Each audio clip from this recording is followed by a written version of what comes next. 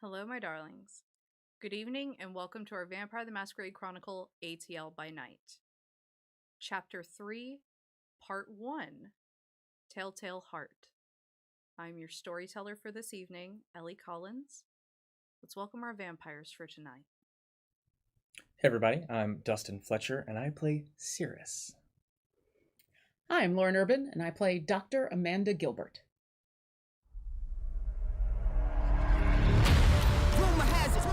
I'm a savage, drop the classic, thinking back, drop the classic, to establish that the magic, it's automatic, got a mask, who was that, living legend, lethal weapon, mastermind, never tied, tell them all. Big dreams, I got big dreams since like baby. I've been joining forces with the likes of an A-team. Jumping off of buildings used to be so stimulating. Now I'm reaching new heights, I'ma need the off-white. Play with the fire, you get burned. All of my struggles became lessons well learned. I got desires that keep me grounded, that's for sure. Cause one day we gon' make it out this earth, where's your worth? I'm sick of your talking, you got the wrong one. I'm taking your king and I leave him broken. If I am in second, it's after no one. Just give me a second to let them know. I'm the headline, the deadline. Big time. I'm ahead time, the rare kind. Big time. I'm a living legend, lethal weapon, mastermind. Big time. So tonight, you have both woken up in your respective havens. If you could please give me a rouse check to start. That is a success. That's a failure. Okay, so That's a you'll... success. Oh, is that a success? That's a success. That's a success. Never mind. Yeah. Okay, so you both start at 1 hunger tonight. And so, Cyrus, what are you doing upon waking up? I'll kind of rise and kind of move over to my phone. I'll flip it open. And you do have a text Okay. from the prince. It says, we have found the location of Primogen Alejandro. We need your assistance immediately to help retrieve him, and there is an address. I will reply with a copy, Okay. and then we'll... Evening, Katie. Good evening. How'd you rest? Pretty good. Are you okay? Yeah, good. It's been quiet. Hopefully this will bring some fun. Yeah, some action. Yeah. All right, let's see, and then I'll ask her, do you know anything about this location? Oh, let's see. What's down there on Briarcliff? Is it the Briarcliff Manor or Candler Mansion, whatever they're calling it now? Over there on Emery. I've been by it, never been in it. Well, that'd be difficult. It's been condemned a long time ago. Emery keeps trying to do something with it, but they keep not doing something with it. All right, well, Perfect place for a clandestine meeting. what do we know about Alejandro? He is the La Sombra Primogen. Yeah, I remember. Yes, if he got taken, that's probably SI business. Yeah. But that fella from the SI, he ain't something a gun's gonna help with. No. What do you think? It's the hunters back? I don't know. They seem like a bunch of angry kids. Yeah. To be honest, I don't think they can do shit to Alejandro, but that Mr. Justiniani that's got the SI now, I'm scared of him.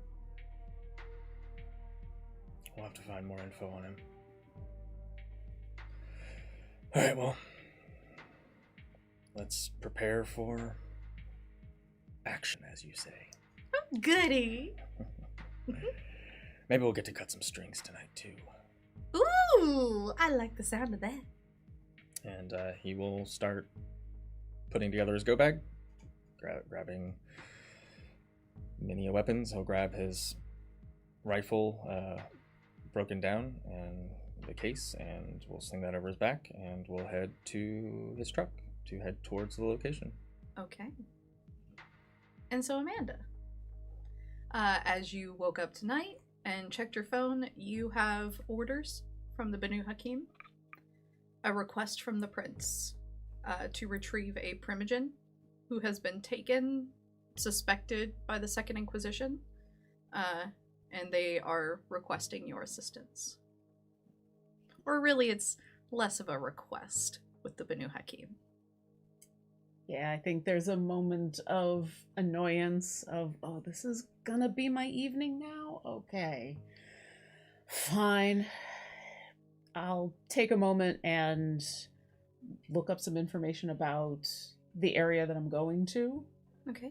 Because I don't know if I've been to this place before. You would be aware of the Briarcliff Mansion / Candler Mansion on Emery property. But you likely haven't been there. That area is gated off as it is condemned. Mm-hmm. But it is right on an Emory campus. So you would be familiar with its existence. Former home to Coca-Cola family members. They try and do stuff with it, but now it's mainly a film location. Excellent. And since this is suspected Second Inquisition, do I know anything about what I should prepare for that?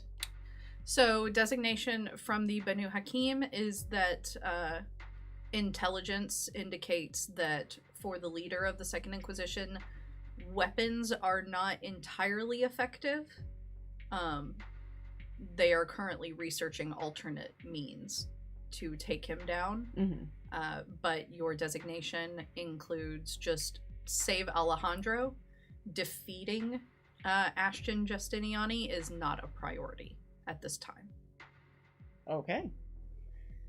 So I think she'll prepare basically to go stealthy. Okay. If I can get in there and out with Alejandro as quickly as possible, that's just... It's going to be cleaner, it's going to be easier, and then maybe I'll still have some of my night left for other things. Okay. And so, as you head out, you both pull up to the building. I think Cyrus will pull up a couple blocks away. Yeah. And he will say to Katie, let's do a little reconnaissance. I like that. We don't want to just barge in. Mm-hmm. And we'll not pull right up to the building, but we'll a couple blocks away, and then we'll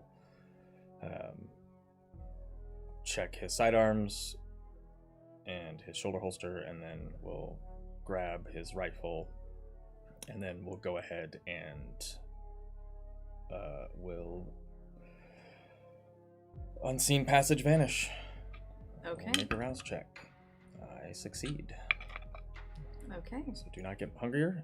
And then he'll try to get to a place, I guess it's on Emory campus, so if there is a potential building that he can get to just survey before just going in. Yeah, you are able to get up onto a nearby office building. The area is sort of a big circle with a large Emory building in the middle, and the mansion is on the other side of the street through some trees, but you can very easily see it from there. Okay, yeah, he'll see if he can get a decent vantage through the trees. Yeah, and so you see a mansion that essentially is a 45-degree angle shaped building with a small walkway, a solarium, a greenhouse, and then a external garden area. Okay, so he'll just do a initial, like, pull out his rifle, look through the scope. Okay, I'll also activate Ooh, it's been so long since I have used things. Since the Unseen. Okay. To see, just to see if there's anything hidden or anything like that. Especially if something took a La Sombra primogen, then if something...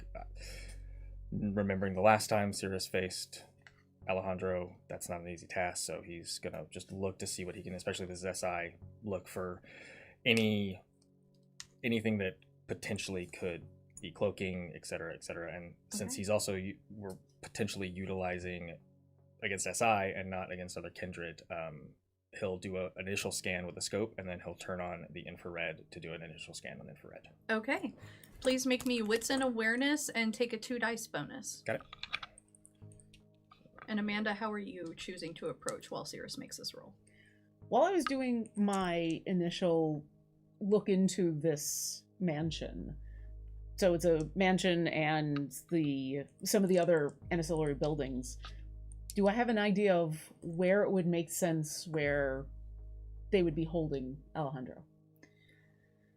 So given that this was formerly a home, he could be anywhere. It's not a type of building that has a particular, like, large area. It does have, it has a solarium, it has bedrooms, it has a grand entrance. There's a little bit of everything in this house, so nothing that you know of immediately would call your attention to a specific area. Okay. I think she'll drive a couple blocks away, and then my gut is it's the main mansion, and I want to enter from the top and do a little reconnaissance on the roof of the mansion and just take in the area, take in what I could possibly get a sense of from inside the house, and kind of get an idea of where's the most guarded place right now, because that's where they're probably holding this person. Okay, make me Dex and Stealth, and Cyrus, make your roll. 5 successes. 5 successes. Any critical? No. Okay. Because you are both probably about to see the same thing. Okay, 1, 2, 3, 4, 5. That is success. Roll another black die. Okay. And we'll replace that regular D10. Okay. So 1, 2, 3, 4, 5. 6 with a critical. Okay. So what you're able to see through your scope, Cyrus and Amanda, you are keenly aware of is, so a lot of the windows of this building have been boarded up, but you notice that through wherever there would be an existing window, such as the greenhouse, the solarium, a couple windows that were not quite boarded up, there are, well, the film term is 56Ks, there are very large, very powerful lights blasting through, but they are up on the window, which is how you did not see them on approach. The light is purely focused on inside the building. So the inside of this building is well lit as hell.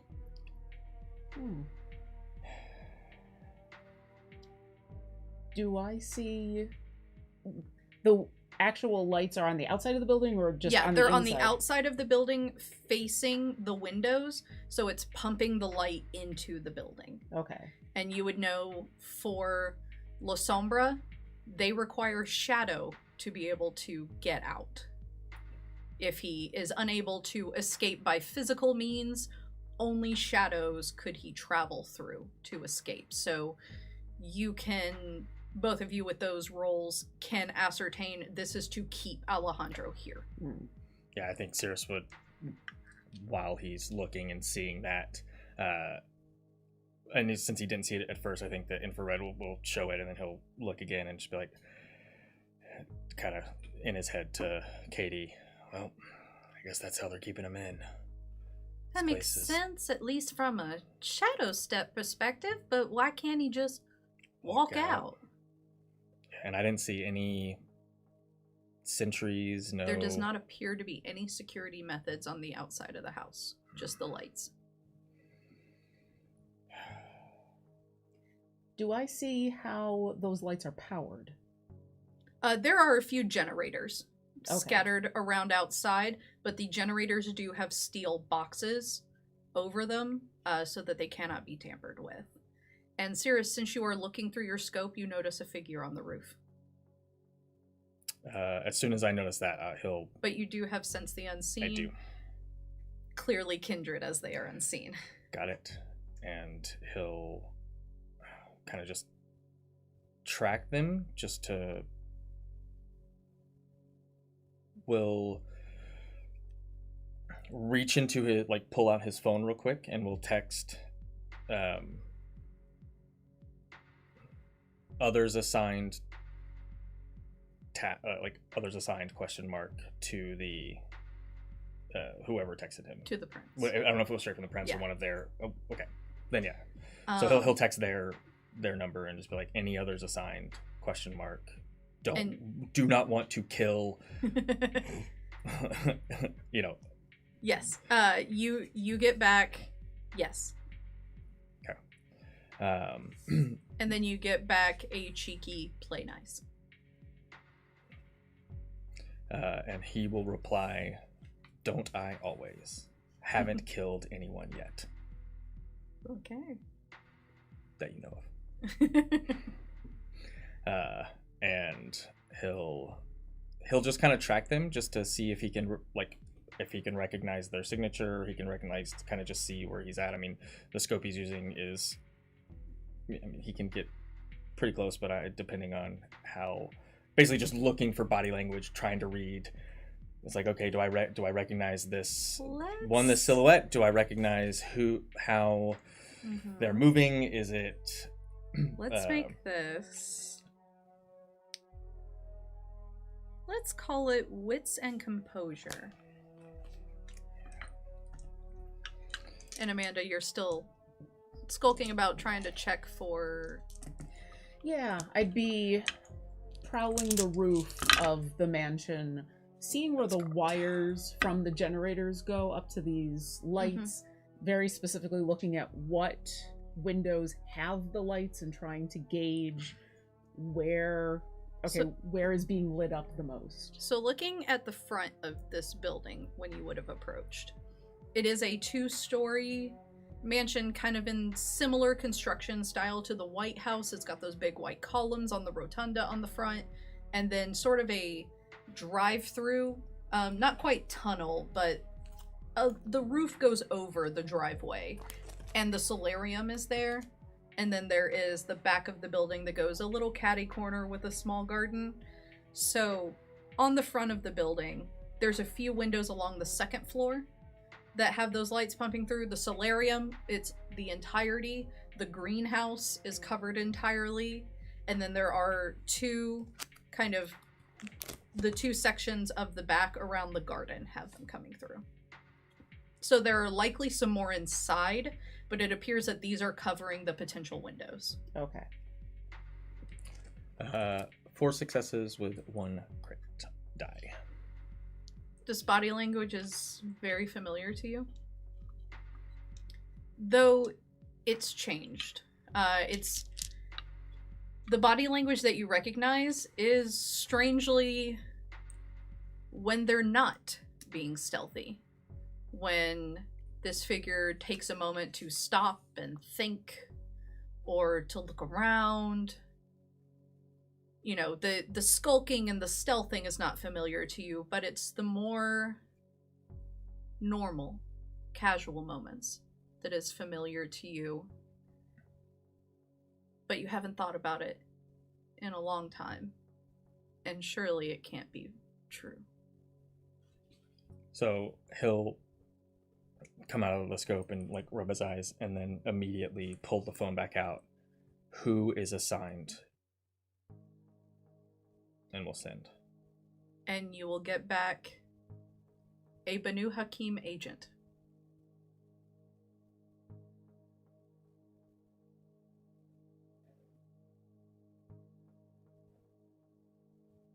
And then he'll go back and like look back through the scope, trying to find them again after They will coming out. additionally clarify, as you are familiar with Banu Haqim protocol, and they would know that about you. It's Alima's ghoul that is texting you.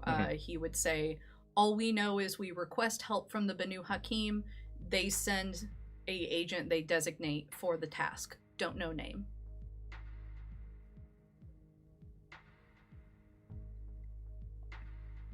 And he'll go back and like try to find, just to again almost like triple check, clarify, like, no, like, has to be the light playing tricks, like there's no way. Do you have your hood up as you're going through? I definitely have my hood up, and I think at some point after I've looked over everything, I would activate Unseen Passage, and I want to start to basically climb down the side of the building and see, can I see in some of like the first floor windows? I just want to get some more ideas about inside this building without being seen. If you interact too much with the environment, it will break it. Okay. But some of the wood that's blocking the windows, it has been posted from inside, so there are some cracks that you can likely see through, and it is very bright inside. Okay. So yeah, I think I'm still scoping things out. Okay. And trying to be as stealthy as possible. Mm-hmm. But with all the lights and everything, there's the thought of just slashing the wires on some of these generators and going in and causing havoc and seeing what I can find. That would certainly be a thought. And Cyrus, as you're checking through, though the hood is up, now that you're aware of what to look for, it's not as obvious, but, you know, as you're looking and the figure is turning around, looking at these generators, looking at the building, you catch these small slivers of light from the cracks in the building, and it becomes very obvious for you that it is Amanda. He'll immediately take his finger away from the trigger and will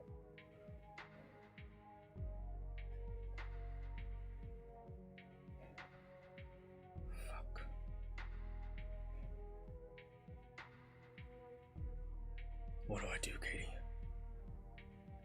Oh, honey. I'm so sorry. Banu Haqim now. That's strange. That explains why she was texting you, probably. Well, you got a job to do one way or another.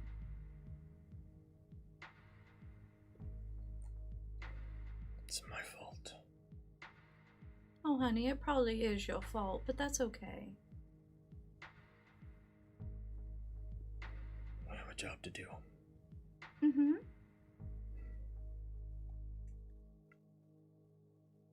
Focus on the mission. Yeah. Nothing else. Nothing else. Well, let's go.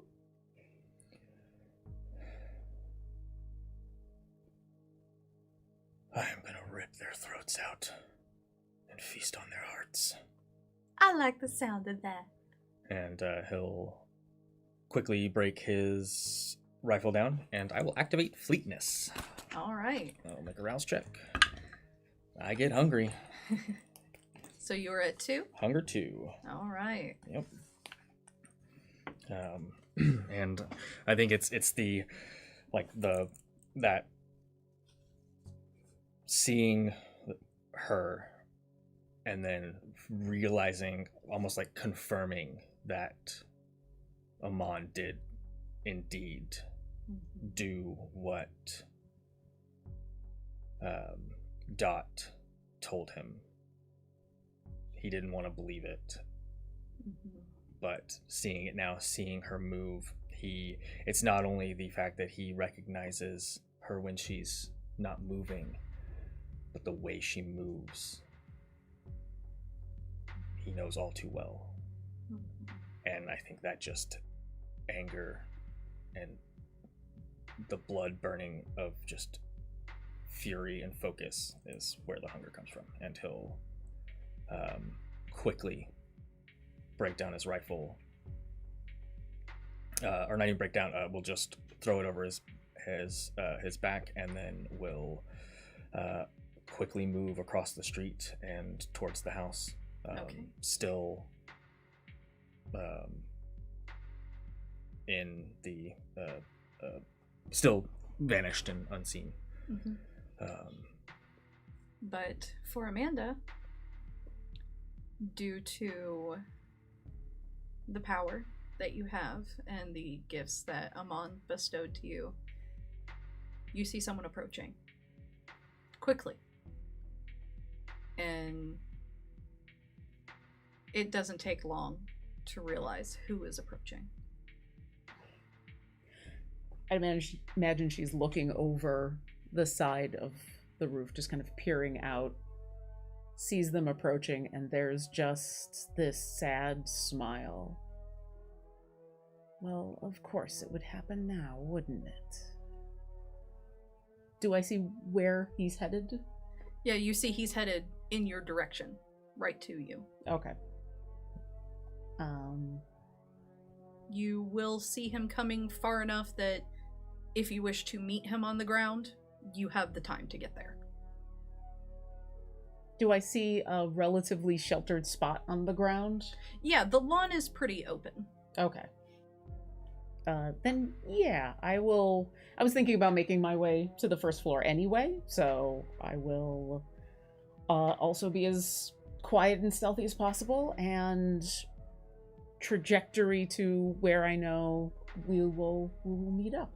All right. And so the two of you... I imagine I'd lose her as I come down, just if she's still up, and he will be looking for her as he, using the trees as cover, getting to the main yard.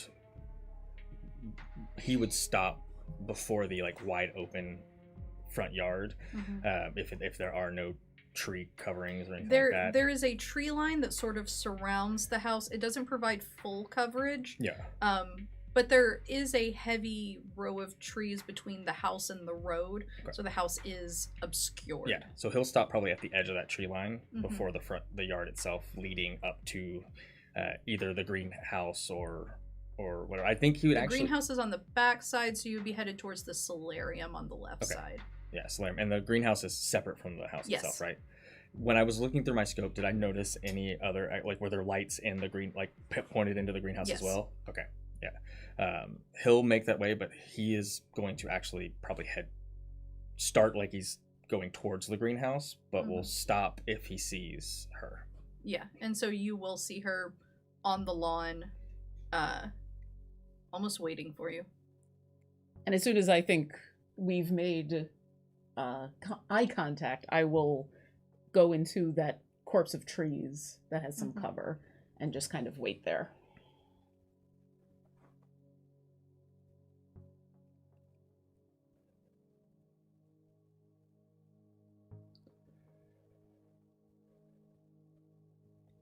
And he will walk up if you do not approach him. No, you just see me leaning against a tree. There's definitely a hesitation, but he eventually, after a few beats, will walk towards you. So,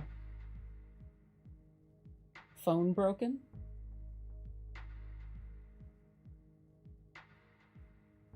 I didn't want to believe it was true. And so you just ignored me.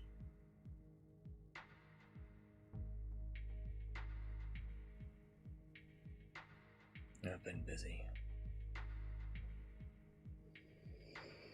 Really? Too busy to have a little bit of a conversation.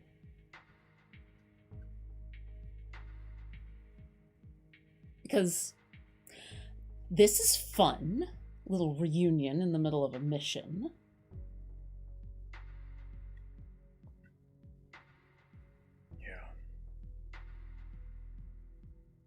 So, how have you been?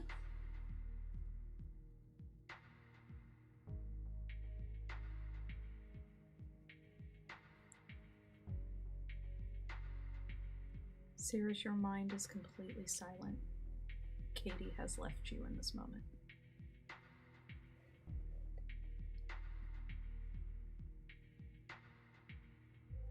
I would like to activate Cut the Strings to see if she is bonded to anyone.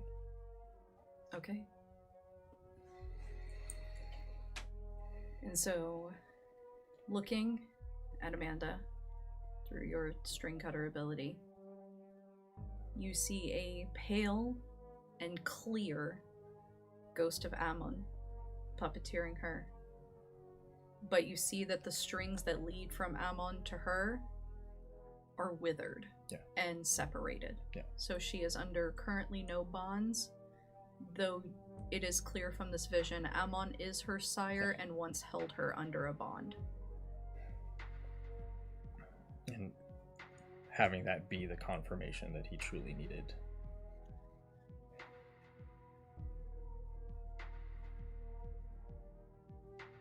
I'm sorry I got you into this. I'm sorry you now have to exist in this life. That's kind of you to say, but when I reached out, you ignored me. Why?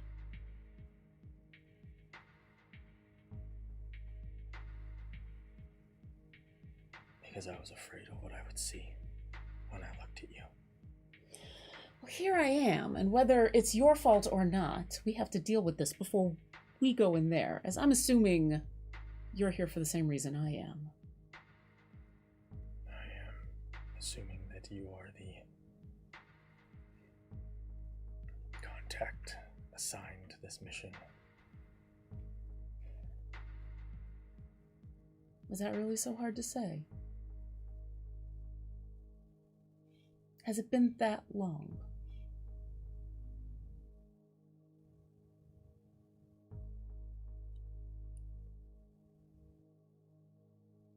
Cyrus, please roll me composure and resolve. Will do.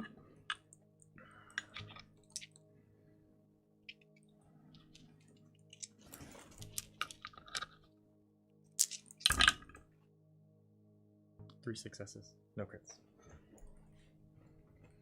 You're able to hold it together, but it is visible.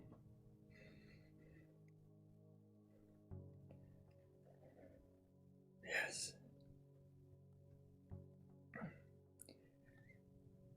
In the grand scheme of things, it has not been that long since my memories were returned to me.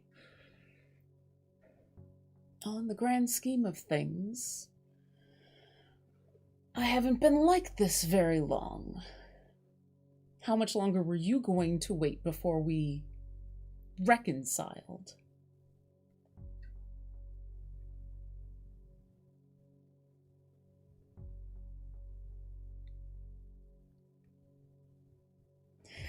I don't know how much guilt you're carrying over this. I don't know if it's your fault. I don't know if it's Amon's. It's probably a bit of both. But I reached out to you and you left me in that moment. I don't know what happened before that, except what Amon told me. But I know what happened afterwards.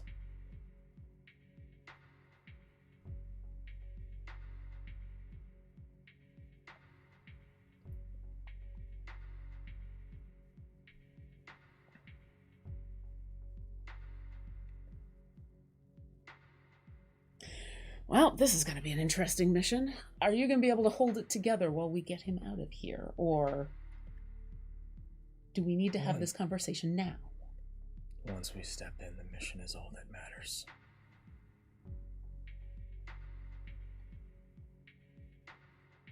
And now? And after? Are you going to disappear on me again? That depends. On what? On you.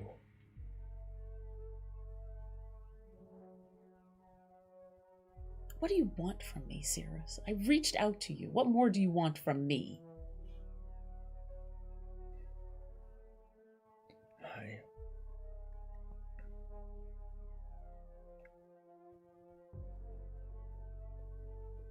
I just wanted you to live.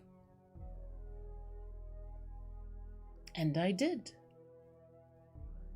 And now I'm here.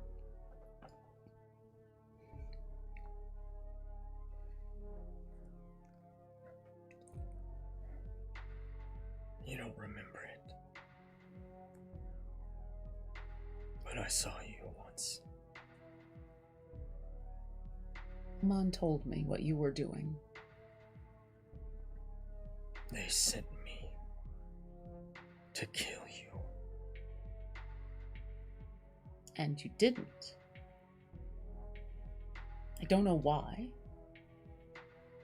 I know now why I don't remember why. I didn't know who you were. Amon took everything from me. You, our life, everything. For decades, molded me and broke me into the only thing that I knew what to do, and that was kill the next target. You were the next target, but for some reason I could not pull the trigger, and I didn't know why.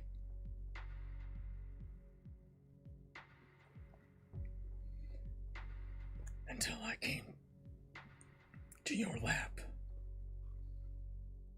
to confront you, because I didn't know what you were.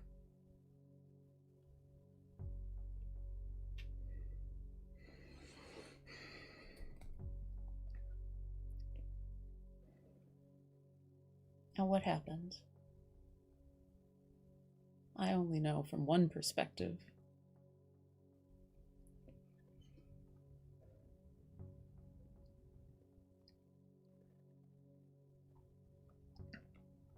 Memories.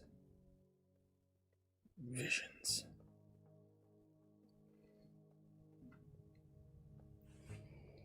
Desert hospital.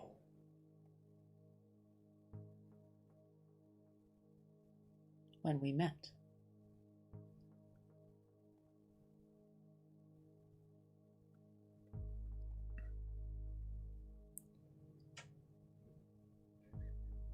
Memories that I did not even know existed in my mind. For the first time, I questioned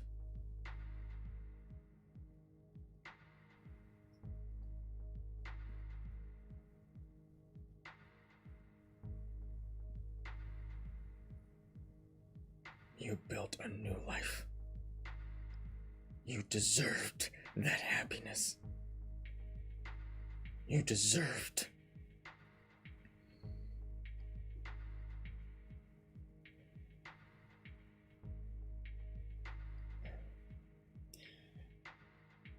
I understand why you did what you did.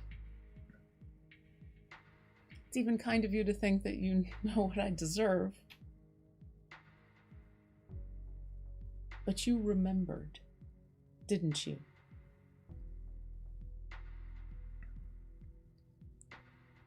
I did.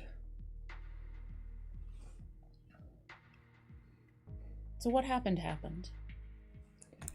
And I've been this way long enough now to know how messed up all of this is. So I don't know. There's no blame. There's no fault. You did what you thought was right. And part of me is still grateful for you doing that. And then I gave you to Amon. Did you, or did he take me? No, he took you. I tried to save you. But I wasn't strong enough. And then you let your guilt get in the way of seeing me again. when I could have used you the most.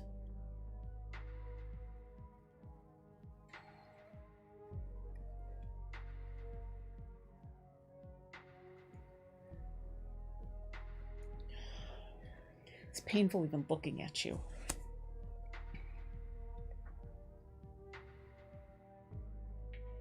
I remember what you were. I remember what we were. I'm not him anymore. Well, that's obvious. And I don't think I am either.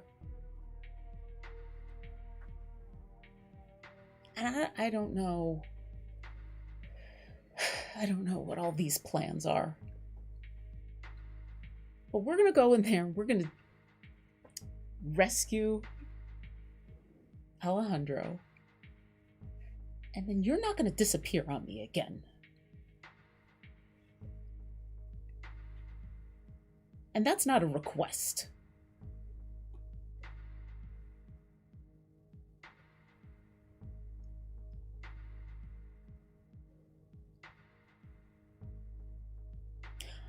I'll take that as acceptance. I was just going to sneak in and break him out. What was your plan? The same. Well then. And she'll reach into her side satchel and pull out her scalpel and have it at the ready. Let's go take some anger out on some people who deserve it.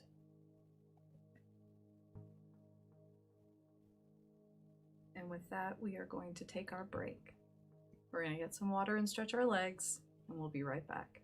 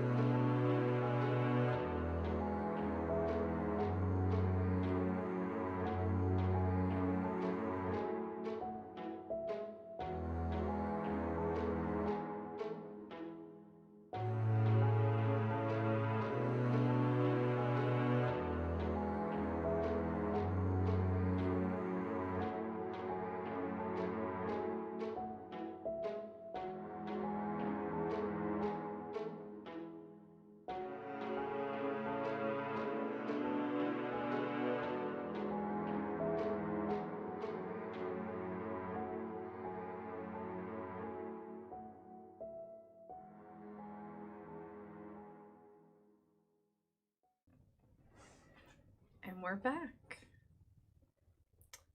So you guys have entered the house. There is a main entryway with stairs it's a wide staircase that goes up and then curls on either side, but it is a solid staircase. It's not a wrought iron, but it goes up. There's a landing, and then there is a staircase on either side, so you can see straight up the staircase. Okay, I think before we approach, as Amanda is like, all right, well, we have a job to do, let's go. There's almost this shift in Cyrus where he's just flips a switch and he's like, all right, it's mission time. But he'll look, when you were scouting the roof, did you see any other entry points other than the front door? Did I? Most everything is bricked up or has a light in it. The only unguarded is the front door. The only way that I really saw was the front door. Everything else is going to make noise.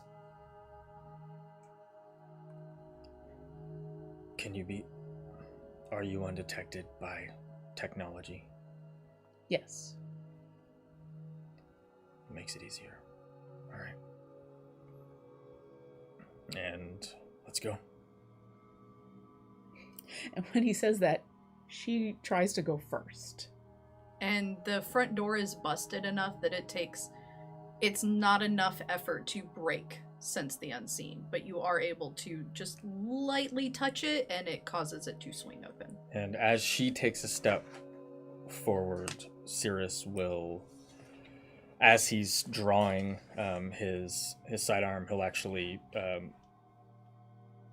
screw on his silencer, his suppressor, so that way there is not loud in the middle of Emery. Can be a little more stealthy, and will kind of in his head,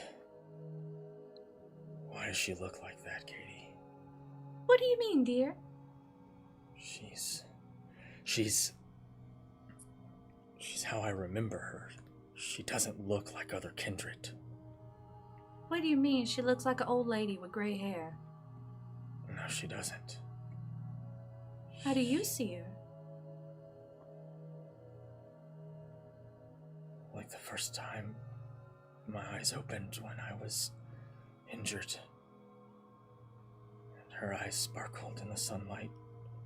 And her smile. Caring. Well, how are you looking at her? I'm looking at her and I just see an old lady. Hardly sparkling. She's got no strings. Oh. Well, that's interesting. But looking at the strings, you see the old her? Yeah. Well, that's interesting.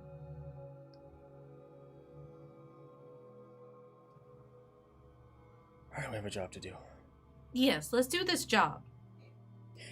Once we're through the door, I'd like to activate Unseen Passage and try to be as quiet as possible. Yes, you had Unseen Passage up, so the door did not deactivate it. Oh, okay, cool. So you are still unseen. Okay. You're both unseen and we can both see each other, so that entire conversation, we didn't come uninvisible. Yeah. Yeah, because the Unobfuscated, power if you level will. that you both have, you can see each other easily. Okay. But you also know that you're invisible. There's a sheen to the other person that lets you know you're both obfuscated, but you can still see each other. Yep. Okay. But yeah, he will, as moving towards the door, will look at your scalpel.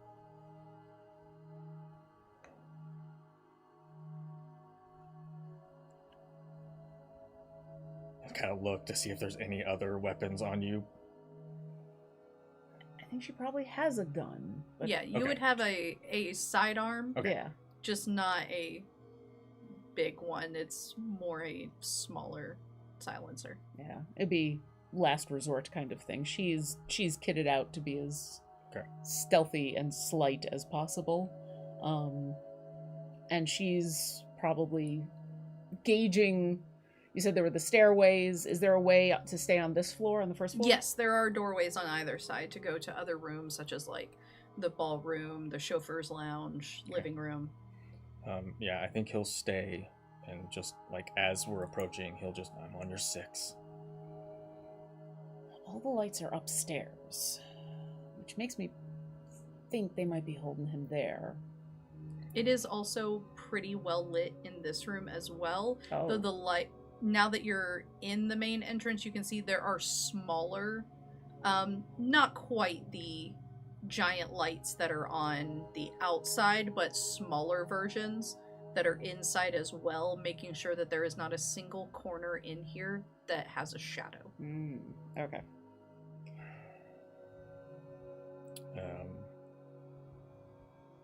I am going to, as we're approaching, I'm going to activate Silence of Death. Okay. Just so going into this vacant, empty building, there's no footfall echoes or anything like that. Mm-hmm. Will you do the same, Amanda? I think so, yeah. Okay.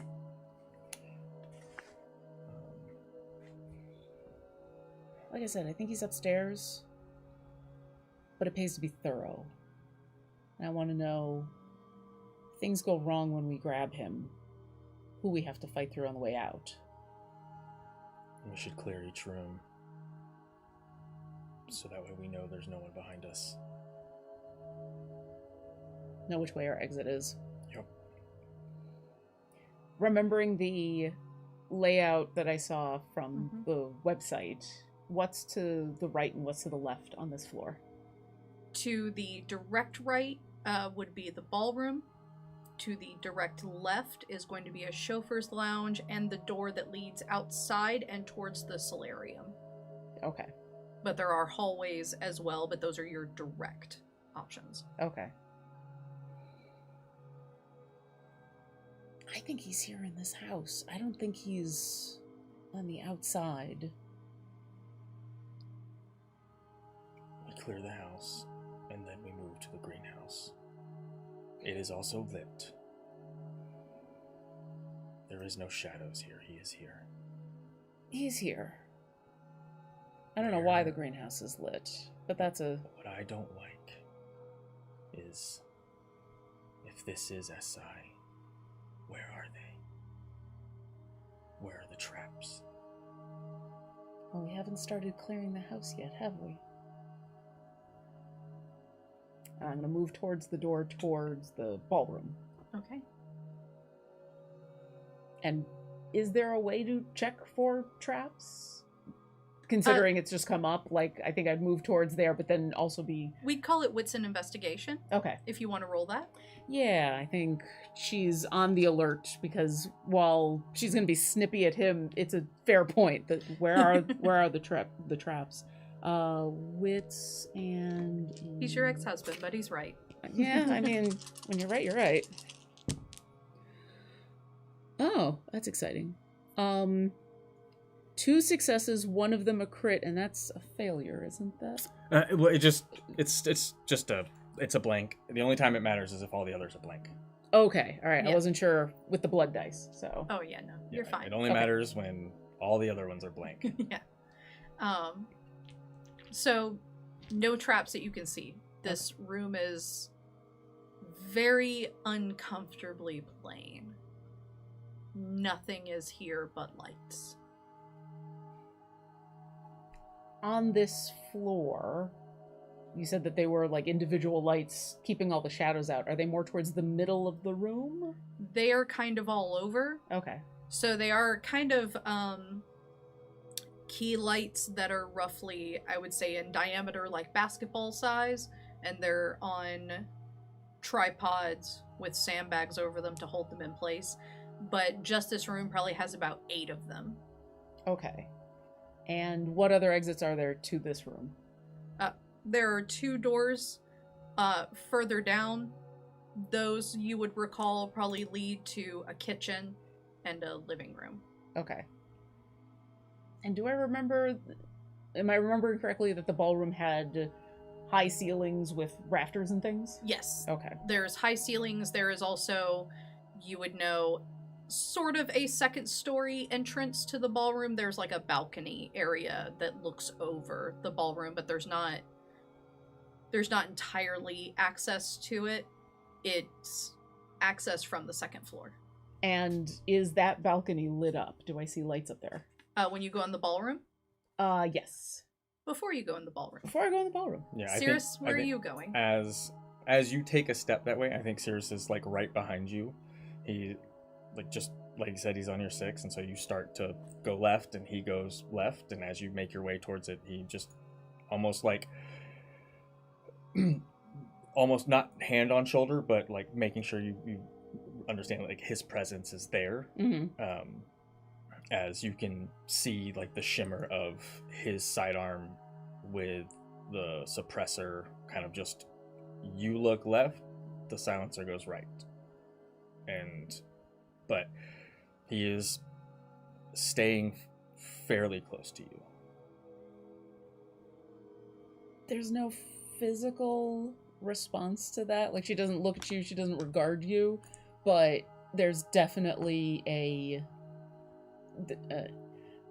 she doesn't immediately look directly at you. She's almost avoiding looking at you at this point. Okay. Okay. And so as you guys enter the ballroom, seemingly nothing. In here, it's extremely well lit. The ballroom does have some exterior windows that are large, so this room is a bit more lit up than others as the 56Ks are pointed in this room. It is pretty blindingly bright. You probably haven't seen this much light in a while. And is that second floor lit up the same way? Mm-hmm. Okay. As far as you can tell, the way that this is laid out, it almost makes this room look like a cartoon. It almost makes this whole house look like a cartoon because there is no shadow. There is... every single angle is accounted for, causing the world to almost look flat. You know, that uncanny valley when nothing has depth. Yeah. Because all shadow has been removed.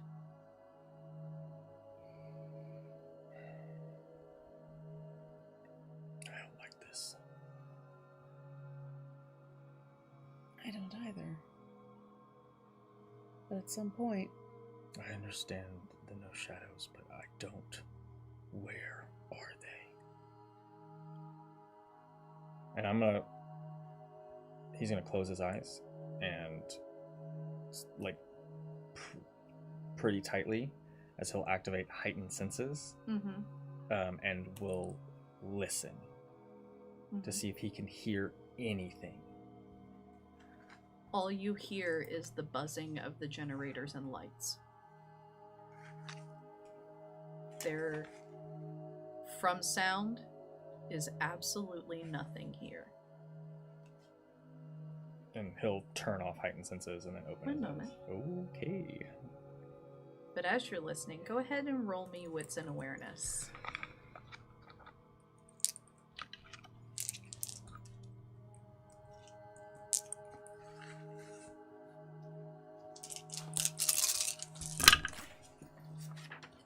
Four successes.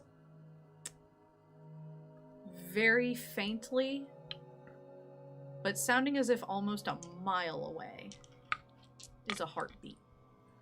1. But you have absolutely no idea where it is. And as you're listening, that heartbeat goes away, and there's another heartbeat very far away, and another heartbeat very far away. It's the same beat. It's not, varying in rhythm. But it does appear to come from different locations, but none of them feel near you. They feel like they could be a mile away. And then he'll cancel heightened senses and then open his eyes. I hear that there's faint heartbeats, but nowhere near us, like almost miles away, which in itself is off-putting. We walking into a trap? Oh, without a doubt. It's the SI, of course it's a trap. But the kind that's expecting us or someone else? I don't know.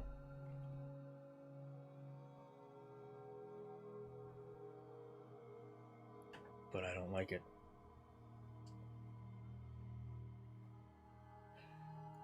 Well, until we absolutely have to, I would like to keep trying to sneak around this place, find out more.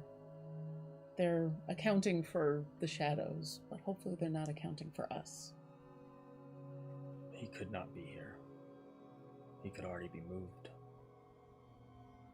Well, It would make sense to the lack of detail. well, then maybe we'll find out where he was moved to, but I'm not leaving until I have something to report back to.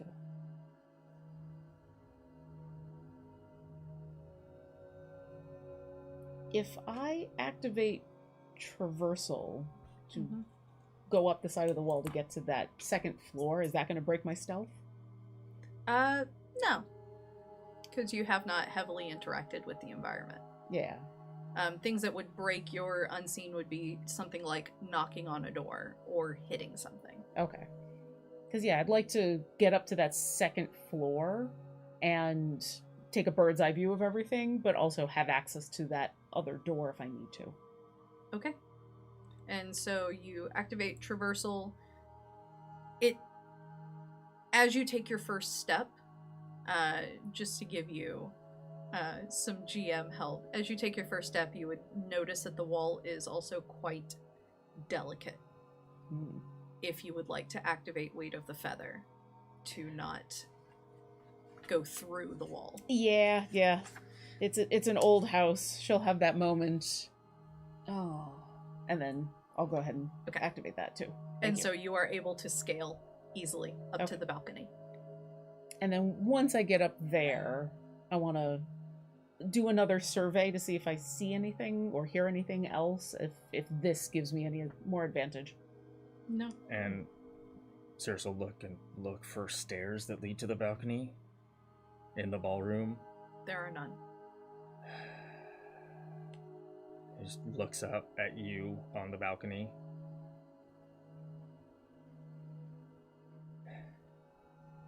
And No, this isn't a thing.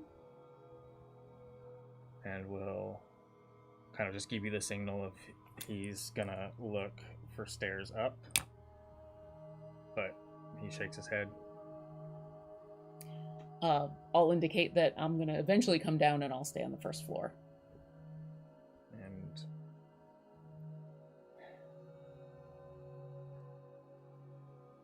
there is hesitation as he turns to leave. When you hesitate, I'll start to come back down. You would get this, like, it's that like, he doesn't want to leave. Now that you're here and in his sight, he doesn't want to leave. Unknowing of what would happen.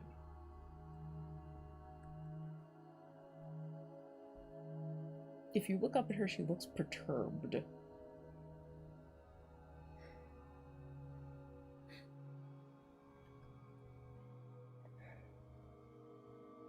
And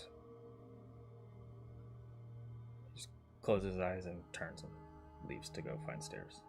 Okay. You are easily able to, if you want, go back to the grand staircase, which does go up, and there is a hallway that leads in that general direction, and along that hallway are a couple busted out or hanging open doors to bedrooms. Yeah, he's gonna try to find his way to that second balcony, or leading back to where she is, but we'll check rooms before he makes his way there. But okay, just goes to. So you're clearing each room as you go through. Yeah, he will not leave an unchecked room behind him. Of course. And will, but yeah, And as you're clearing these rooms, Cyrus, you enter one of the bedrooms. Okay. Victorian style with peach walls and that white rectangular trim and chair rail. And as you do, the room shifts for a moment. You find yourself standing in your old bedroom, near your dresser. There's sounds coming from the bathroom door. The shower is on.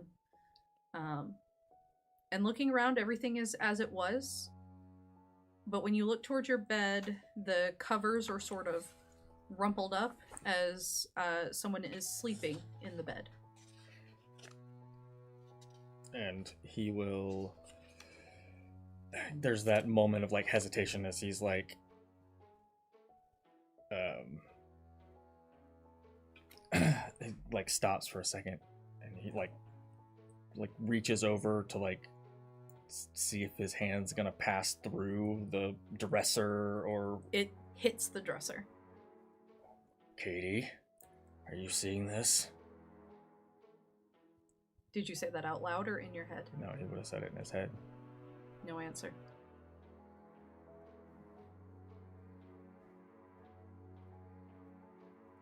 he will, unsure of what is going on, like turn around and look back the way he just came.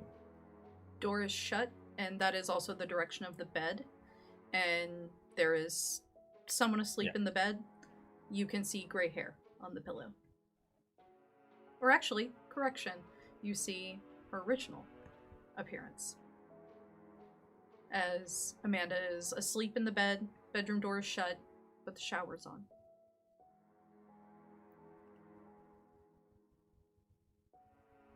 He'll quietly move towards it. Towards the bathroom door? Or the bed? He'll just confirm the bed. It is her. And she's sound asleep in the bed with that kind of cute little snore you always appreciated even when it woke you up. There's a moment of hesitation as he almost like reaches out to brush the hair from her forehead, but then stops and is going to pull gun up and quietly move towards the bathroom. Okay. Inching his, if the door is like a shut or even ajar, he'll... It's shut. Okay.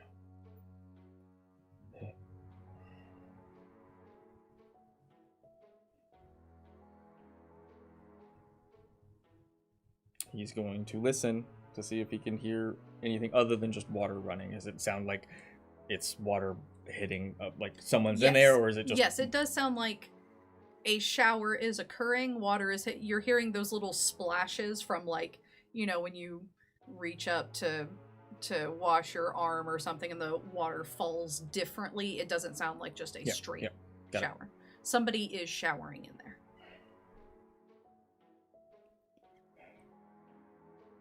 He will make sure he still has Sense the Unseen active. Any change? No. This is all real, as far as you can tell. And he will close his eyes, and then when he opens them, they're stark black as he'll activate Oblivion Sight. Nothing.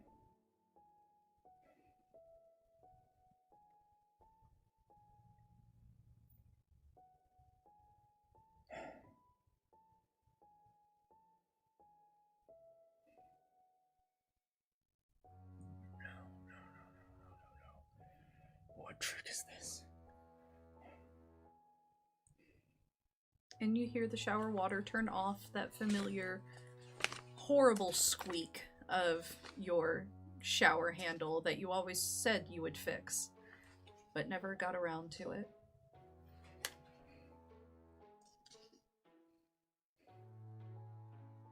Then you hear 2 wet feet footfall on the tile.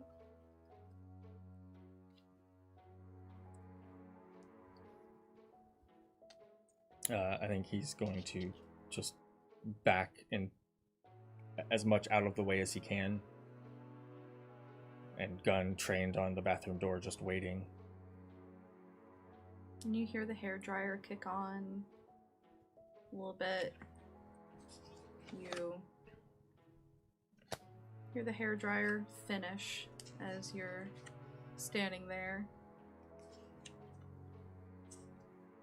As you hear the feet walking across the tile, you hear a slight "oh!" And you hear the feet stumble a little, as it sounds like the person inside almost slipped. And they are walking towards the door.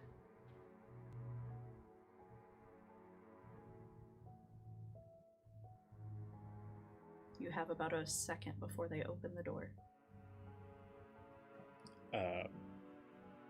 If he feels like it's broke, he's gonna vanish. Like he's gonna attempt to obfuscate. It doesn't work. You are here in this moment. He's gonna reach up and... There are no fangs. He looks down. Is he holding a gun? You are holding a gun. But you notice your hands are pinked. Warm, almost.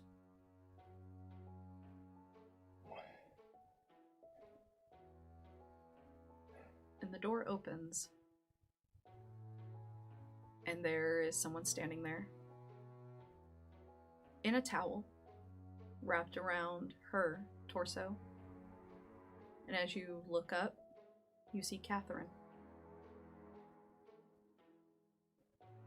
And she looks at you and tilts her head to the side. Dear, what's wrong? You look like you've seen a ghost. What is this? What is what? Oh, honey. And she walks up and she touches your face. What is this? What? You're freaking out, dear. Why? You okay? Why are we here? What? Why is this? Is this you? Like... I'm same as I ever was.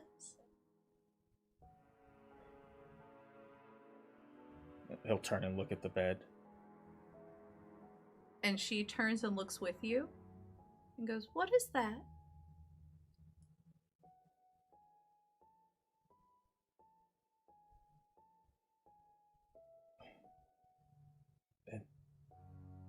What do you mean, what is that?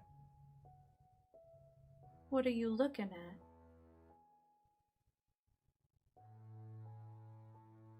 My wife. Excuse me? And she turns your face back to her. What do you mean, your wife? You're mine. No, we're just... You've always been mine.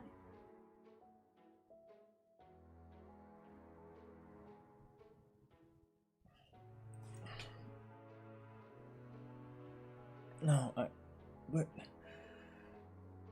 Oh, Katie, no, you're just... Like... My partner, like, you're... My spotter. How could you break my heart like that? No. And she pulls you in and kisses you. And you feel a hand on your hand holding the gun. As it is slipped from your grasp. And you feel a shot behind you. Towards the bed.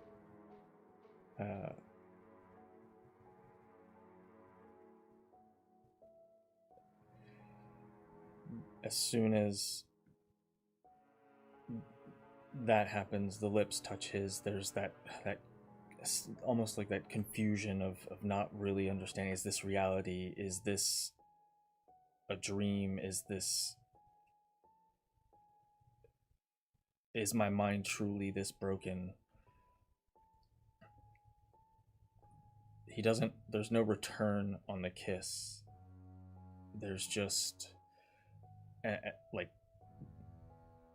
hand goes limp, the gun goes out, and as soon as there's that gunshot, it's snap, like, what?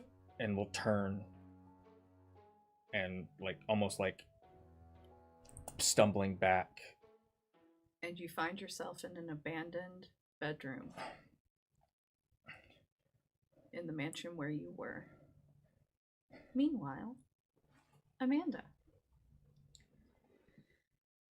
As you are on that balcony, the moment that Cyrus leaves the room changes for you. What was the balcony is now a solid floor. You smell sand, heat, rubbing alcohol, the smells and sounds of an OR as you see your MASH unit around you. A light day, thankfully. And as you're looking through, thankfully, only 2 soldiers today needing assistance. And as you look up, you see Ryan outside the window, smiling and waving at you, as he often liked to do, sneaking past the OR to say hello whenever he could. Bring a little joy to your day. I'm gonna look down at myself. You are in your scrubs. Completely scrubbed in with, clean hands, your mask on, your hat on. Do I remember what I was just doing? Yes, you were in the middle of scrubbing up to assist, as there was a perforation and they need an extra pair of hands to hold the clamp. I'll give like a distracted wave to Ryan as he goes by. And he waits for you. I'll go to assist. Someone needs help. And so you assist, you hold the clamp, they're able to thankfully stitch up the perforation pretty quickly. And when you finish and you scrub up, Ryan is still outside the window and he gestures for you to come meet with him. All right, I'll make sure everything's okay and then I'll head on out. And so as you head towards the window, there's the faint sound of a gunshot that startles you just in time as you feel the banister break in front of you. And you tumble down to the floor below. Yeah. Please take 1 superficial damage as you slam into the floor. And Cyrus, you hear a loud bang a loud thud from the ballroom. So you'll do that by drawing a hash line through the white health box. Yeah, so right here. Okay. He'll almost like immediately snap back, like just quick glance, and just turn and bolt back down to the ballroom. Okay, and when you enter the room, you see Amanda lying on the ground, busted up, and the banister is broken. We'll move over. And his initial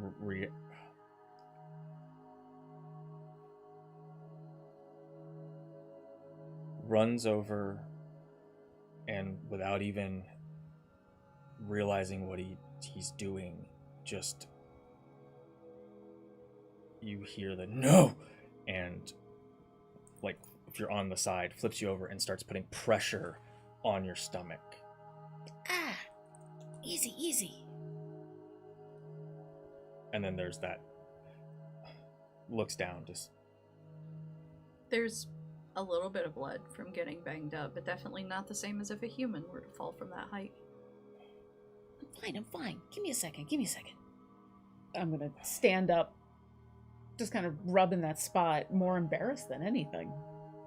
I'll look up at the banister.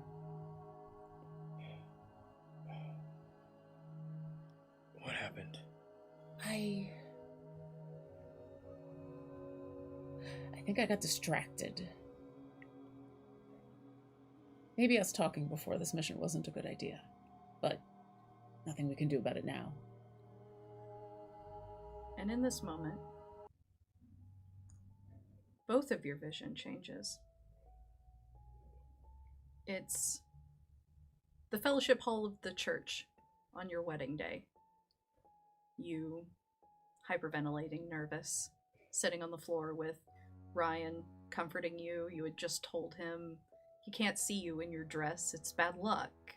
It doesn't matter. Like, we don't care about superstition. It's less about superstition and more everybody else, right? I guess. It's more the yeah.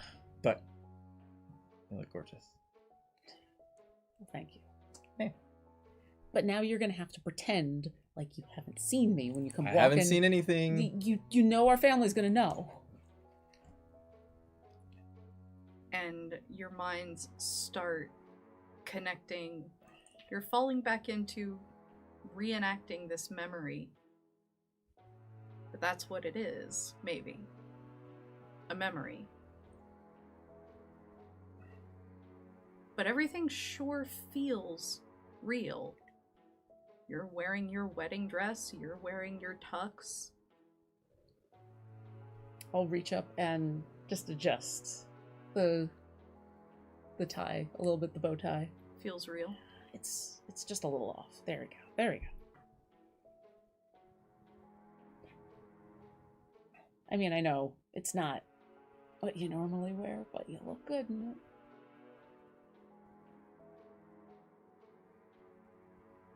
We'll go do the thing and then we'll get into more comfy clothes. It'll be fine. And Amanda, it hits you too. That's how you remember things happening, but that's not where you are right now. There's a consciousness fighting with your mind right now, as you struggle to ascertain if this is real or not. But real is definitely winning out, at least with your senses. You can smell the catering preparing the food. You feel the lace of your wedding dress. Ryan looks as he always did. I think I'm just real nervous all of a sudden. I can stand hours in an OR. Not a shake. Here I am. Something feels wrong.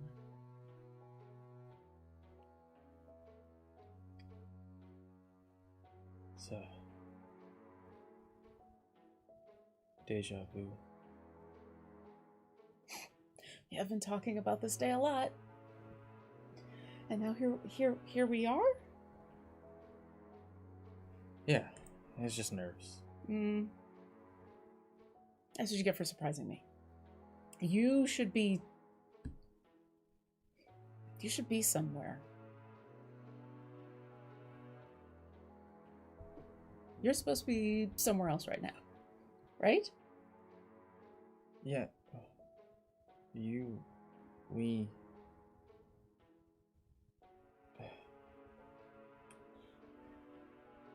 Man, they talk about pre-wedding jitters, but they don't talk about this.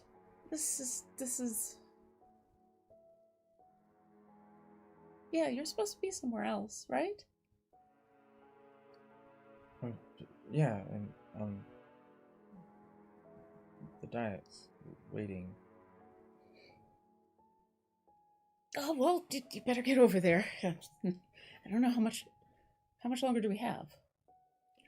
And you hear a noise, a voice, distorted. You don't have long at all. How interesting that a pair of blanks can be so disabled by the concept of love. Disgusting. And your vision snaps, and that disorienting vertigo as you are back in this well-lit ballroom. And standing on the balcony where you were is a man in a deep emerald green suit with a black dress shirt and green tie, short hair, light-colored eyes. He looks SI, but something so much more. Do I recognize this person or what they're saying?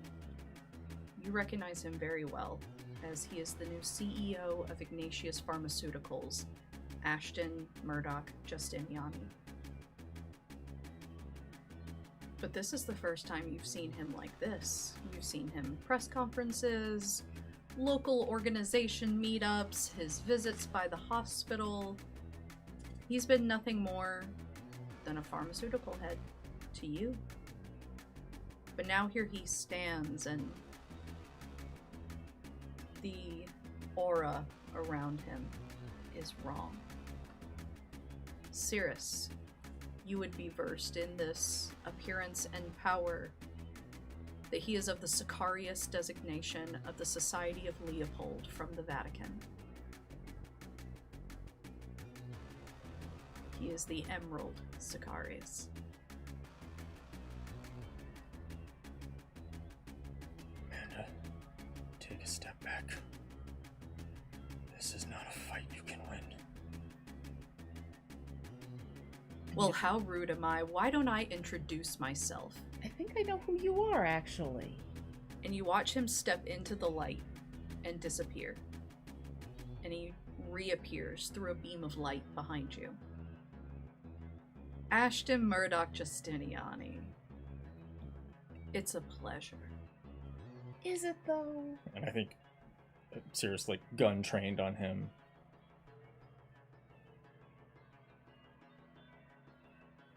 Do you know this one? Personally, no.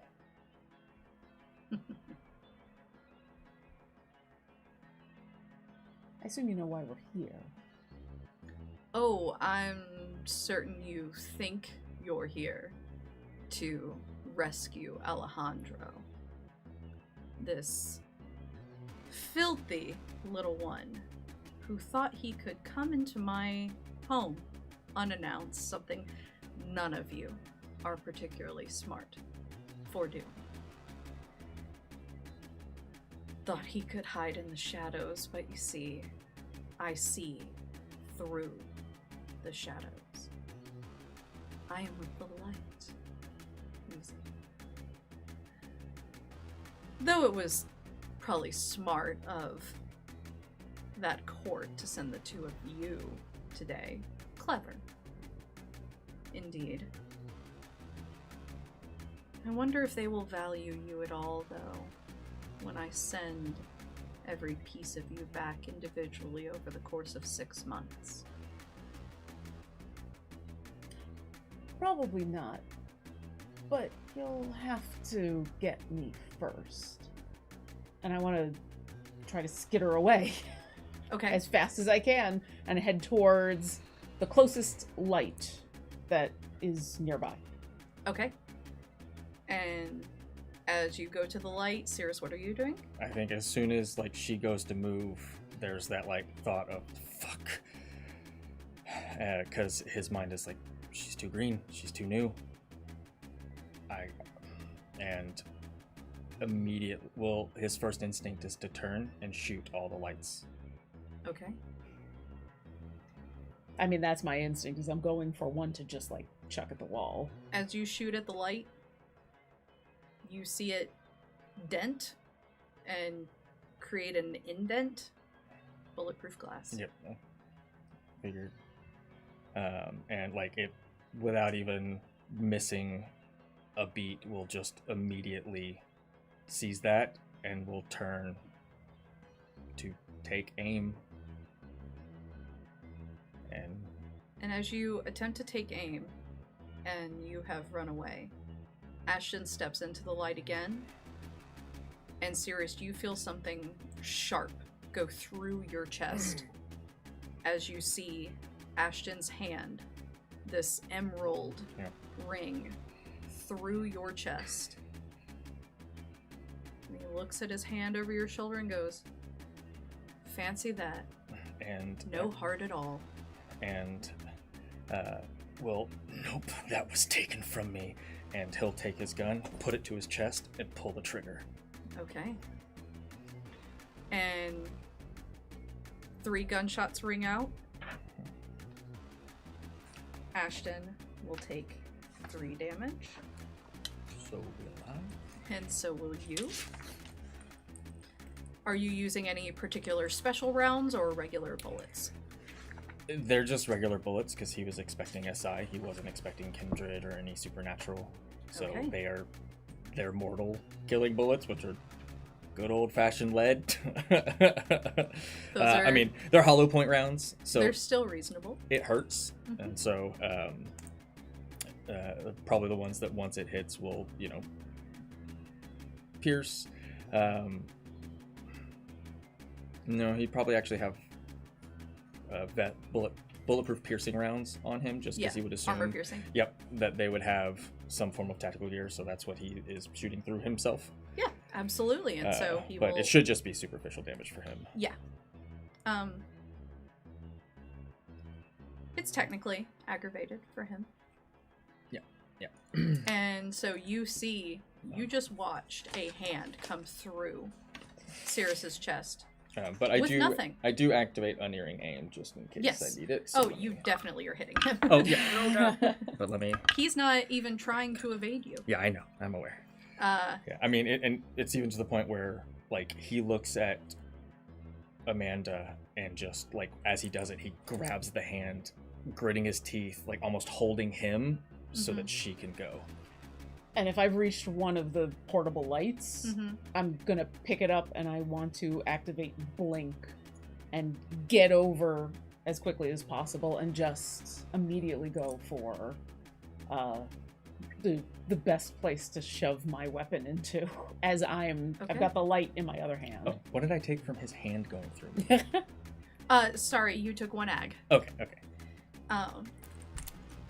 And so, since multiple things are happening at once, please make real quick a strength check to hold on to Ashton's hand. Oh yeah, I'm real strong.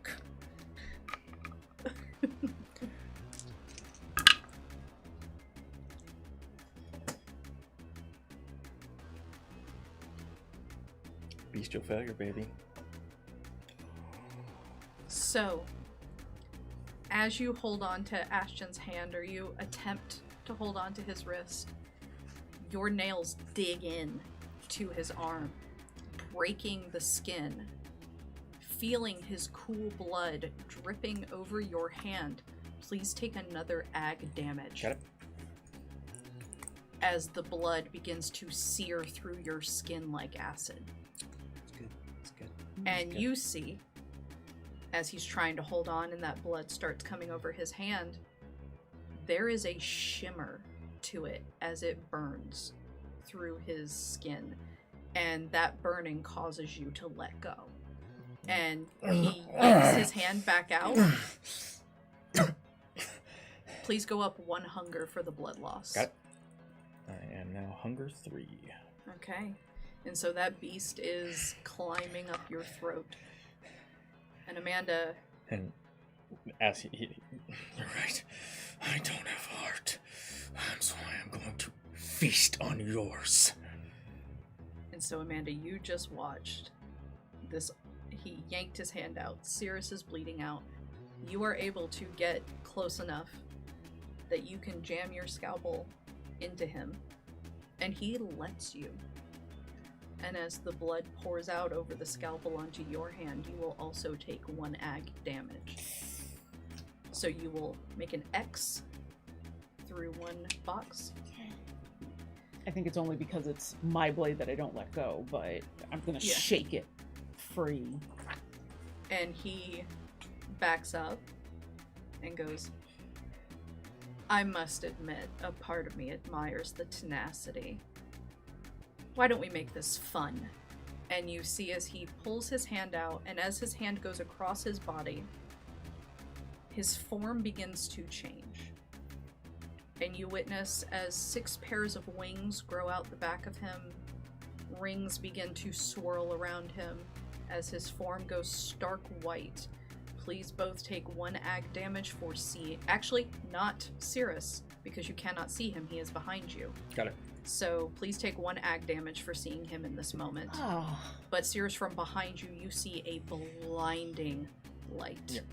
And it is harsh enough that you would know to look away. And he moves away from the 2 of you to the other side of the room. Like, facing you, but on the opposite side. And go. I've still got the scalpel and one of these lights in my hands, right? Mm-hmm. I want to clock the nearest window for an exit or an exit away from this person, and I want to try to stab into this light to try to break it, to get some darkness in this room. You are able to... The windows themselves are not bulletproof, it was just the glass on the light. Oh, okay. And if you try to hit this light, same thing. Okay. Then I toss it, and I want to make sure that he's following, and I'm making my way for a window. Okay. This isn't what I signed up for. This is obviously not the mission I was sent on, and things have gone really wrong. I want out. Are you kind of just like arm over the shoulder, bringing him towards the window? A little bit. I think it's more almost scruff of the neck, kind of. Okay. Just grabbed and as fast as I can with him. And so, as you make your way towards the window, Cyrus, are you doing anything? Oh, yeah. Oh, yeah. I think two things are, as he's, like, like, getting up, looking at, like, trying to not look, but look towards where Ashton is. Mm-hmm. And if you look at Ashton, you will take 1 ag damage. yeah, just gonna go ahead and take that ag damage. Okay. Because he will look at him. And will, it's like, it's gonna pull his knife out and is just going to take aim, and still with unerring aim is going to throw it. And that is his one with the blade. Okay. From his Banu Haqim blood sorcery ritual. Please let me know what that does for you. I will. It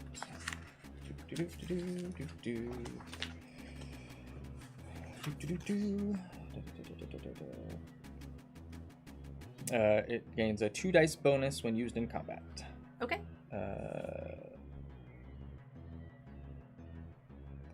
That's done. Okay, yeah. Okay.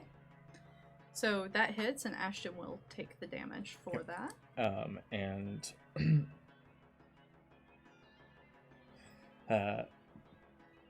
thinks about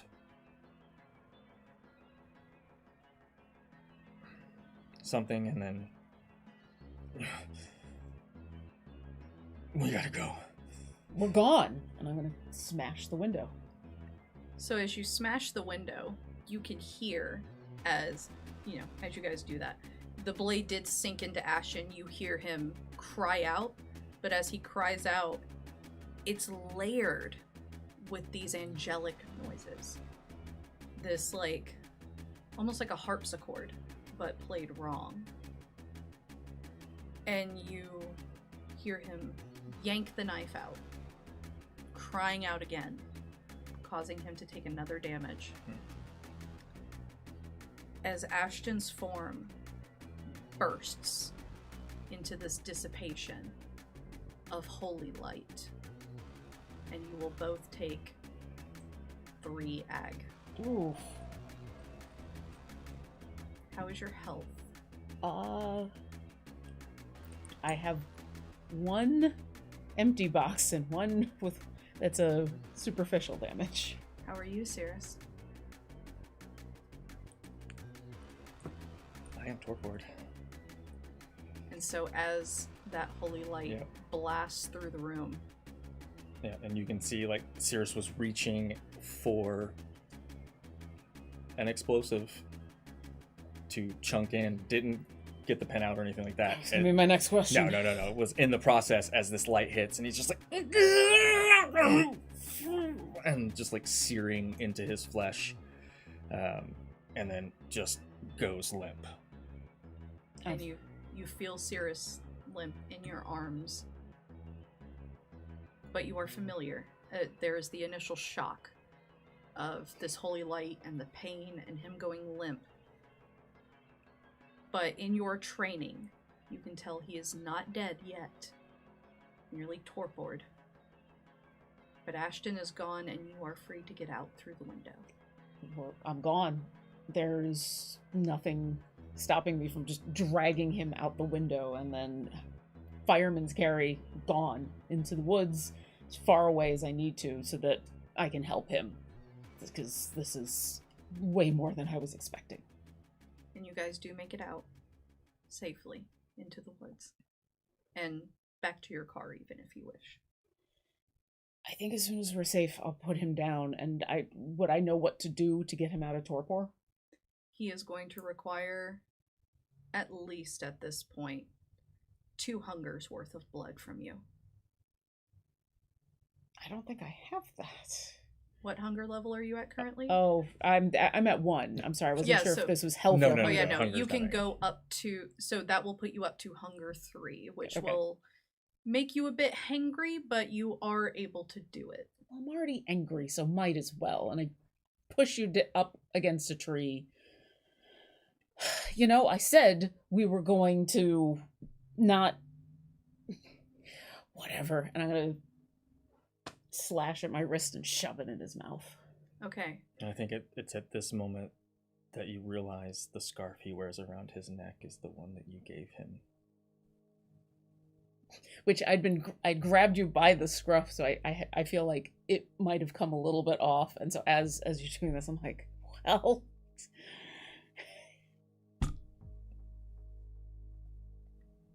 And you still wouldn't. You still wouldn't.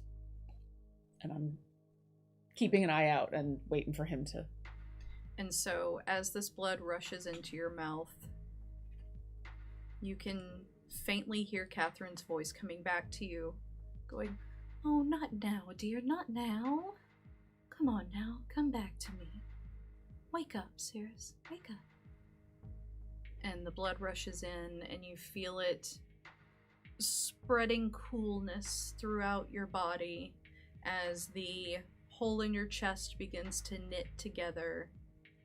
And after 2 hungers worth, your eyes snap open. So 2 hungers worth for me would be 4 for her, because I have a flaw that I can only regain mine back from organs. Yep.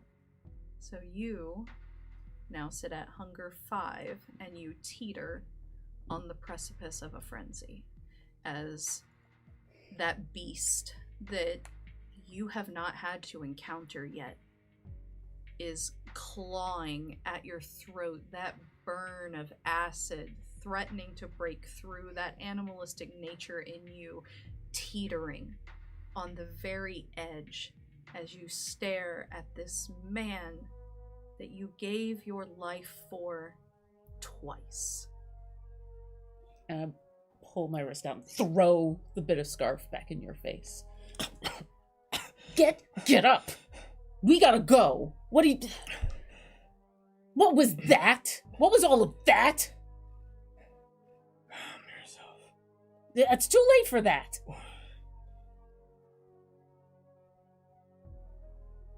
I'll grab you by the front and pull you close. What was that? And Amanda, as Ashton was able to get away, this will activate your clan compulsion for the Banu Haqim, which is judgment. Somebody must be judged. And here is this man that has let you down so much.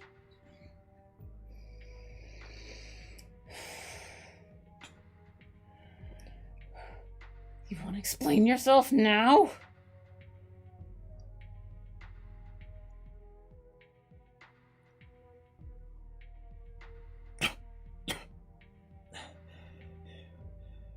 Need to eat.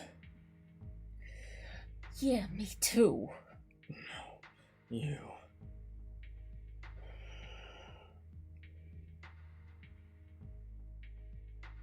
I'll yank you closer so that we're face to face.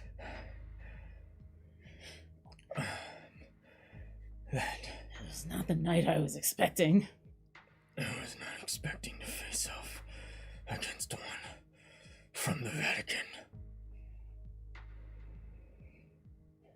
How much do I know about... They would have only told you that there is a division of the Vatican that has their own powers rooted in their faith in God. What the hell was that doing here for us? For us! That was a trap for us. There it used our minds against us. There is much that you don't know. There is much that they have lied to you about. And if only we had had a discussion about this before!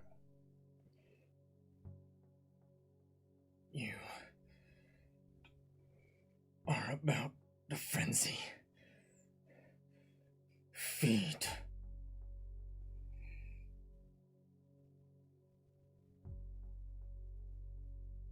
How hard is it for me to resist not going after him?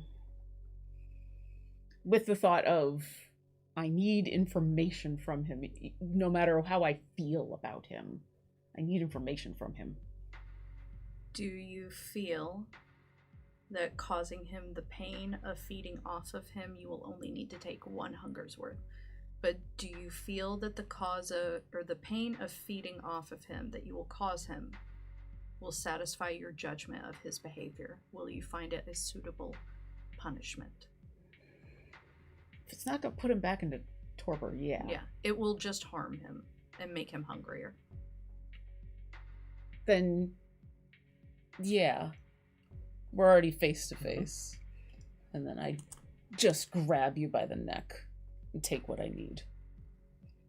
And you're able to take 1 hunger's worth, but as that border of frenzy and the anger and the judgment of being let down, you are practically chewing his neck raw.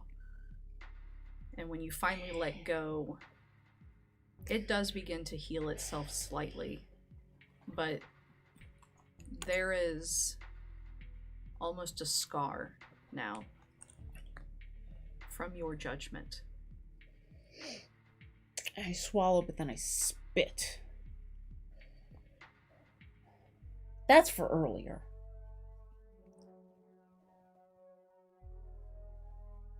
Now both of us are in a sorry state.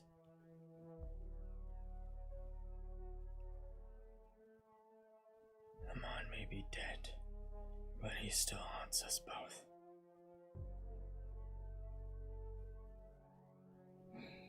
It seems like he isn't the only one haunting us.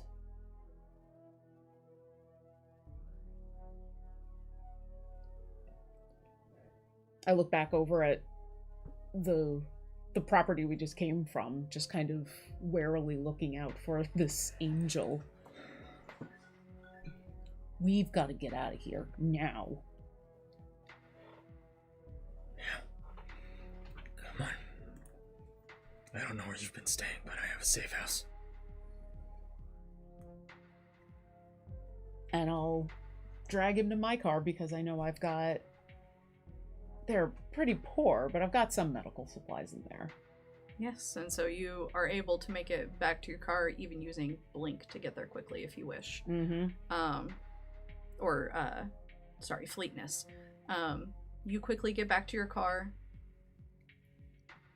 You'd be able to help him. As you are a doctor, you did have some access to things he may need, but that will take some accounting. Mm-hmm. But you're able to get him stable. Where's your safe house? I give her an address. I'm gonna... Once he's stable and in the back of the car, and I'm seated, I just have a moment. And then I'm gonna grab my phone and respond to the text I got earlier, giving us our directive. Mm-hmm. And I'm just gonna text, there were angels in that house. And you get back a scheduled time for a debriefing. How soon is it? It's the next night. Okay. Of course. No answers. Never any answers. Never answers. And I'll gun it. Be the next target. It'll always be the next mission. It's all it will ever be. It's always the next patient. It's always the next person who needed help. But at least I knew what I was doing. At least I had the answers. This being thrown into something... You are my humanity. You are my heart.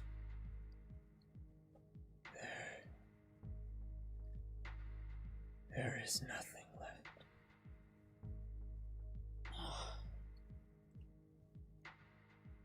Ryan, if I'm your humanity, then we're both in trouble.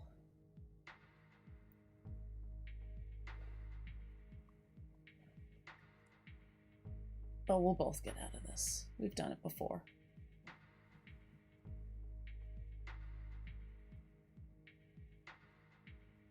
But no more running away. He was right, you know. Who? Ashton. What, about us being easy to manipulate? No. About me not having a heart.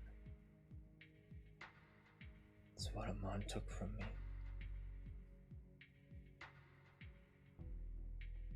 I don't know how it has been. I don't know what you use. But his gift to me is the only way that I can find it again, is if I consume that which you used to save.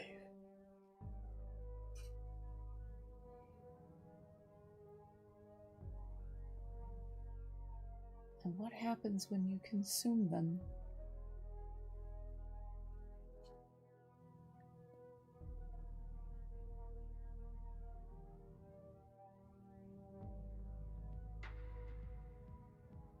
I calm.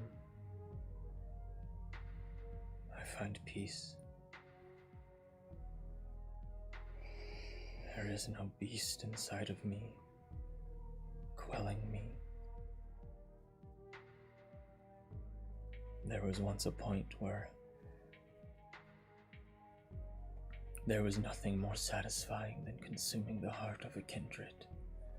There's something about their blood.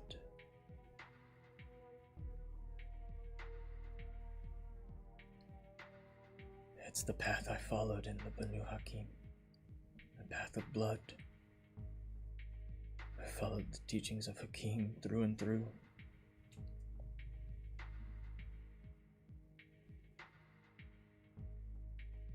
My judgment was not against mortals. My judgment was against other kindred. You were the first mortal I was sent to judge.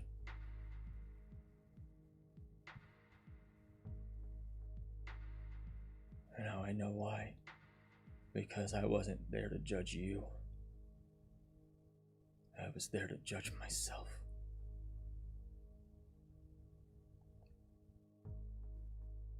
Now I'm the judge.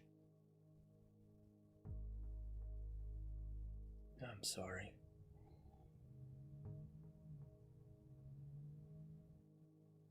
I'm sorry too.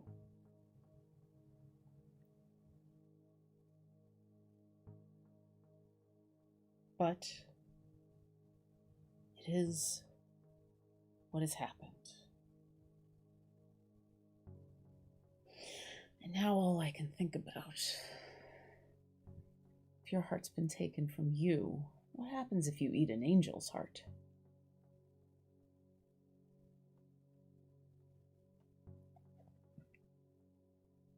Think of ones like him. As you can see, there are special gifts and supernatural abilities that we have. Their faith is so pure. Their blood is like... It would be like drinking the blood of Christ himself. And would most likely sear me from the inside out. Who knows? Maybe that is what I need.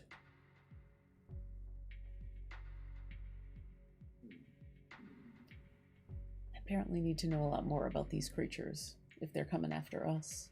If we're going after them, whether it's intentional or not. There is a lot you need I don't know what you learned in the short amount of time that you've been embraced.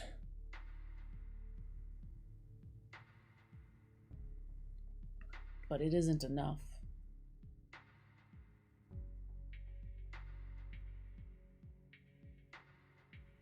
I got sent out like a resident out on this mission. I'm supposed to be back in the lab taking care of things I actually have training in. But now...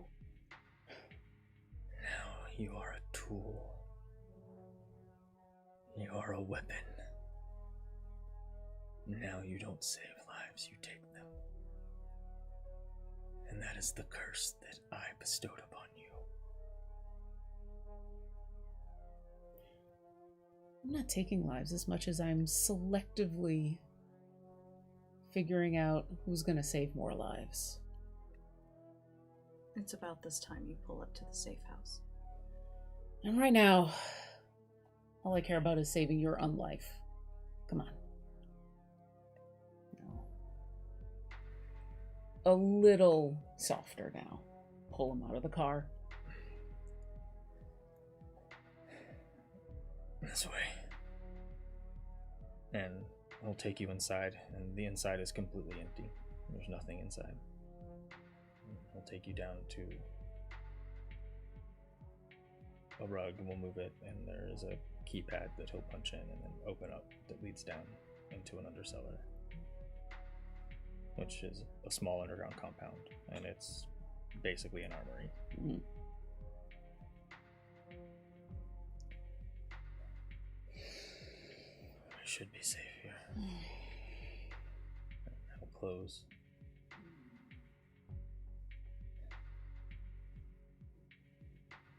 We've got a meeting tomorrow.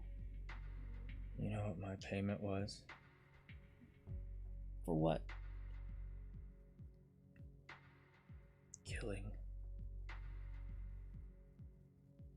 What?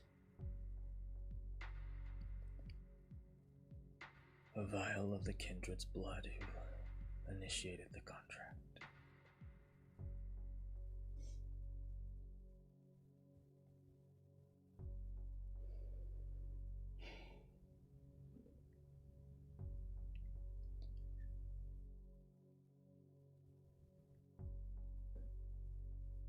They took everything from me and broke me until I was nothing but a weapon.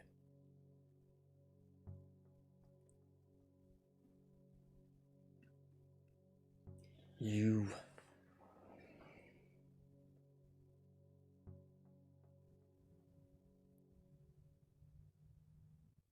made me remember who Ryan is again. Good. Because the Ryan I know, nothing stops him. Nothing makes him stay down. He gets back up. He does what he has to do. There is very little of the Ryan that you knew. At least, I think so. I don't know, tonight.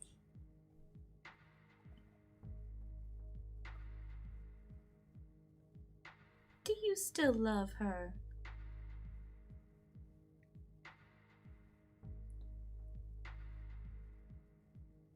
What was that?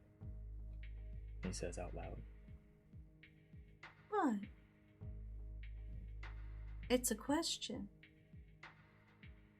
What was what?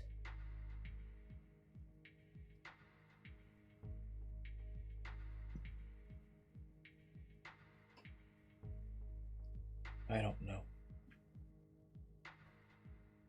I think you do know. And there is a deafening silence in your head so bad that it makes your ears ring.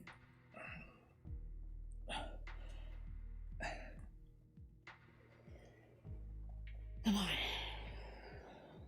We both need to rest. It's no use hashing this out tonight. Fixing this, whatever this has all been, is gonna take a while.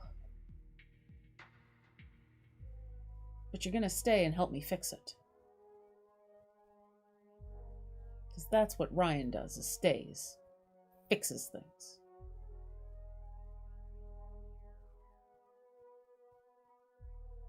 I don't know who I am.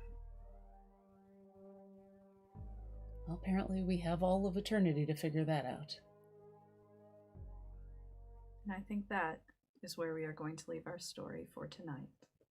Thank you all so much for joining us. Thank you, Lauren, for coming back as Amanda. Thank you for having me. We will see you guys next time. Take care of yourselves and each other. We love you very much. Good night.